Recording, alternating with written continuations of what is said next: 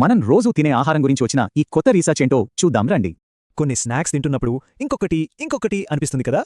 అయితే కొత్త రీసెర్చ్ ఏం చెప్తోందంటే అది మన సంకల్పలోపం కాదట, కంపెనీల ప్లాన్ అంట. అసలు దీనికి కారణం అల్ట్రా ప్రాసెస్డ్ ఫుడ్స్, షార్ట్గా యూపీఎఫ్లు అంటారు. అంటే మనం రోజూ చూస్తే packet snacks, cool drinks, ready to eat meals లాంటివన్నమాట. విషయం ఏంటంటే ఇవి కేవలం ఆహారం కాదు, ఇండస్ట్రియల్గా డిజైన్ చేసిన ప్రోడక్ట్స్. రీసెర్చర్లు ఏం కనుక్కున్నారంటే వీళ్ళ టాక్టిక్స్ వేరే ఇండస్ట్రీని పోలి ఉన్నాయట.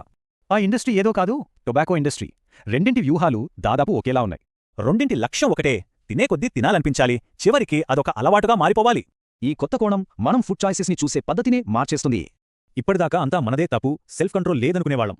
కానీ అసలు ఫోకస్ వ్యక్తి మీద కాదు, ఆ ఫుడ్ను తయారు చేసే కార్పొరేట్ల మీదుండాలి. ఇది అచ్చం టొబాకో రెగ్యులేషన్ లాంటిదే. మొదట స్మోకర్స్ని నిందించి తర్వాత కంపెనీలను బాధ్యుల్ని చేశారు. ప్రధాన పరిశోధకురాలు యాష్లే గెర్హార్డ్ ఈ విషయాన్ని ఒక్క మాటలో అద్భుతంగా చెప్పారు. ఒక్క విషయం స్పష్టం చేద్దాం, తినడం, స్మోకింగ్ ఒకటే అని కాదిక్కడ పాయింట్.